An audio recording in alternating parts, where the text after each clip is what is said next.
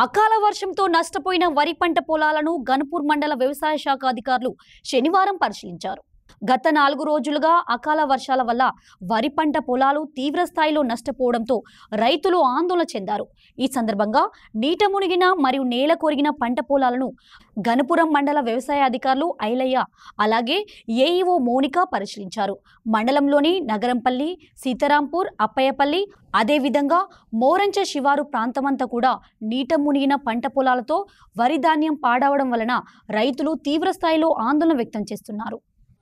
గణపురం మండలం నగరంపల్లి గ్రామంలో మొన్నటి వరకు వేసిన మిర్చి పంటలో ఉన్న నష్టంలో నుండి తేరుకోక ముందుకే గత 2-3 రోజుల నుంచి కురుస్తున్న వర్షాలకు ఇటు మోరంచ పరిసర ప్రాంతాలు, ఇటు నగరంపల్లి గ్రామాల రాలమాటు ఈ పొలాలు పూర్తిగా నేలమట్టమై కనీసం పంట కోయలేని పరిస్థితిలో ఉన్నాయి. కాబట్టి రైతులు పూర్తిగా పెద్ద మొత్తంలో నష్టపోయారు.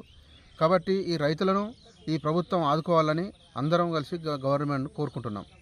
ఈ సందర్భంగా రైతులు మాట్లాడుతూ అకాల వర్షం వల్ల వరి పంట మొత్తం నీట మునిగి నేల కొరకడం వల్ల నష్టపోవడం జరుగుతుందన్నారు. బంగారాన్ని తాకట్టు పెట్టి తునాల ద్వారా వ్యవసాయం చేయడం జరిగిందన్నారు. ఈ క్రమంలో కురుస్తున్న అకాల వర్షాలతో నష్టపోయిన రైతులను ప్రభుత్వం గుర్తించి ఆదుకోవాలని రైతులు కోరారు. నా పేరు రమేష్, మా జయశంకర్, మా సీతారాంపూర్, గన్పూర్ మండల్, జయశంకర్, భూపాలపల్లి జిల్లా. అకాల వర్షాలకు వరి మొత్తం దెబ్బతిని మొలకెత్తడం జరిగింది. ఈ పంటను పరిశీలించడానికి ఏఓ గారు వచ్చి చూడడం జరిగింది.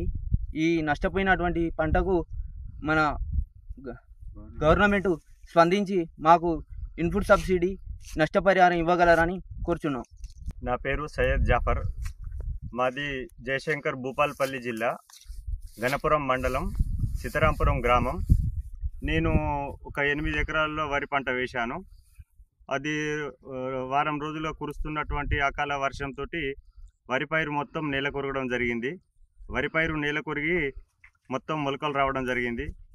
నేను పండించిన పంట అంతా మొలకెత్తి మొత్తం మొలకకొచ్చి వరి పైరు మొత్తం పాడైపోయింది.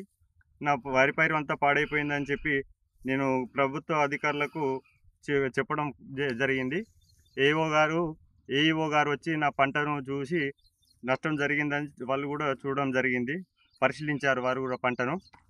కాబట్టి ప్రభుత్వం నాలాంటి నష్టపోయినటువంటి రైతులను ఆదుకోవాలని ప్రభుత్వాన్ని కోరుచున్నాను.